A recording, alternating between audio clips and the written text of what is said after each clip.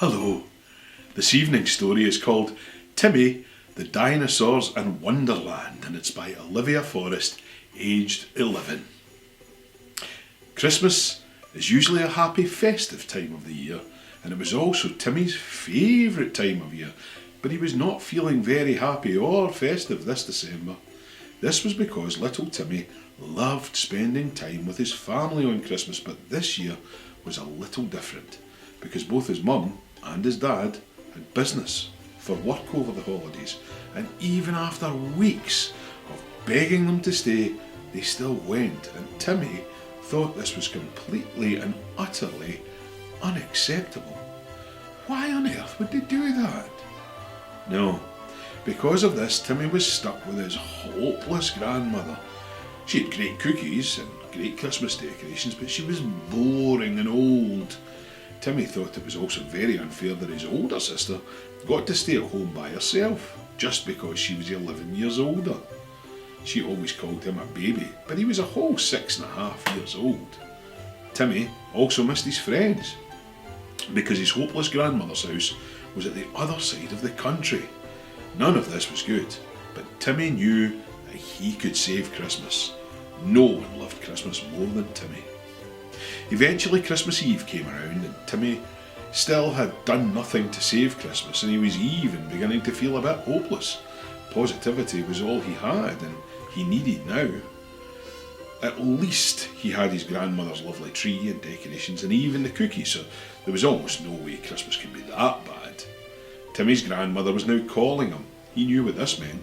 It meant it was time to get on his brand new Christmas pyjamas and get the cookies ready for Santa and peel the carrots for Rudolph. Grandmother said he could play with his dinosaurs for a while before he went to bed. Timmy's parents would never let him do that back at home, so enthusiastically he ran to his bedroom faster than a race car. As Timmy was playing with his toys and dinosaurs, he imagined he was with them in a magical snowy land where nothing went wrong and dinosaurs could talk. Then all of a sudden he saw a swirl and a glow and sparkles in the air around him, and he felt as if he started to fly, then magically flew through the air and began to feel snow. He was in Wonderland. How did he get here? Who else was here? Is he still on Earth? Is this a dream? Is Santa here? How was he going to get home? Timmy had so many questions, but he decided to ignore them and explore and have a walk around anyways. After all, who was here to stop him? He was in mid-thought and felt his feet leave the ground and something like a floating stool lifting him up, but no, it wasn't that. No, he was very wrong. It was one of his dinosaurs.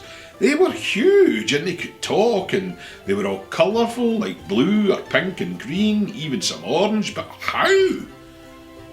This was what confused Timmy, but once again he ignored it and decided to talk to his dinosaur, his favourite dinosaur.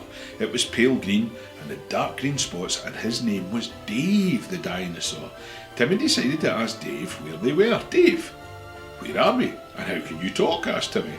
We're in Wonderland, Timmy, and I can talk because Wonderland is magical. It's not like your grandmother's house, explained Dave. Dave, doesn't Santa live in Wonderland? Timmy asked. You see, Timmy really liked asking questions because he loved learning new things, and also asked questions when he was confused. And right now, Timmy was the most confused he had ever been in his whole 6.5 years of life. Dave replied with, yes, Santa does live in Wonderland, and we have a mission to find him. But I cannot tell you why. Timmy found this information very useful, and he was very eager to find Santa. He agreed and asked when they could set off on the journey, and the dinosaurs said that it was urgent, so they set off in hunt for Santa's grotto. Timmy asked the dinosaurs how to get there, and they explained that they needed to go through the dazzling Diamond River on a boat, and then through the enchanted forest, and only then will they see Santa's grotto at the top of a snowy hill. They approached the dazzling Diamond River and saw the last boat taken by elves on their way to work in the enchanted forest, so Dave decided to be a boat for Timmy and all of the other dinosaurs. This was very helpful and time-saving, Timmy thought, because it would have taken a whole day to wait for the boats to come back, and Dave had arms and legs, so he was a lot better and faster than a boat. Finally, they came to the end of the river and got off. Then they had a quick trip to the candy cane park on the red and white swirled path. The park was huge. Timmy rode in the back of Dave for the journey. There were candy canes of all shapes and sizes that were shining in the sun, and he felt so free and was having so much fun. This was turning out to be the best Christmas Eve ever. Timmy thought that Santa must use some sort of magic on the candy canes because none of them were sticky or melted. Timmy also thought this was wonderful. Then suddenly he had a thought. What about grandmother at home? What about Christmas? It is getting super late, and Timmy thought he needed to get to Santa quick to get home. He told Dave the dinosaur his concerns, and they said only Santa could help. Timmy and the dinosaur sped up. Was this the only reason they were going to Santa, or was it something else Timmy had to know? After hours upon hours of trying to get there, and after the enchanted forest of elf workers and trying not to get caught with a pack of dinosaurs, which was definitely not the easiest, Timmy and Dave made it, and Timmy dismounted the dinosaur and waved him goodbye. He gave them a hug, hoping the next time he sees the dinosaur, they will be toys again and back at his grandmother's house. He reached the top of the hill and was now standing on the doormat outside of Santa's grotto, picking up some courage to knock on Mrs. and Mr. Claus's door. Timmy whispered to himself, "What's the worst that could happen?" and knocked on the door. Bang, bang, bang! Timmy heard as he hit the door. He was then welcomed in by elves, and Timmy and Santa lifted Timmy up to put him on his knee before Timmy could even begin to explain his urgent problem.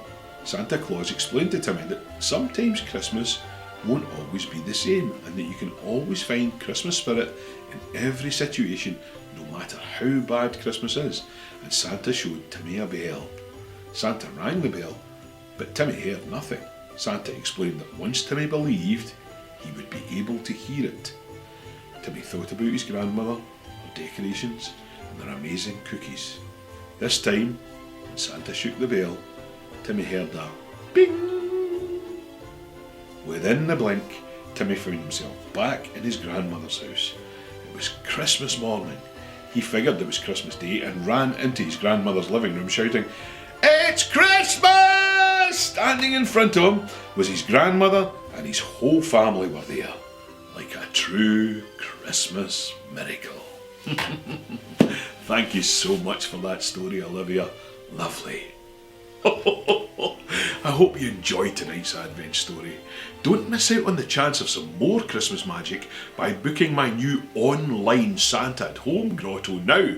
The elves and I have been very busy getting the Wi-Fi sorted out in the North Pole so that we can all meet and chat together via Zoom and have a right good Christmas party together. Book now at santaathomeofficial.com. Merry Christmas, everyone.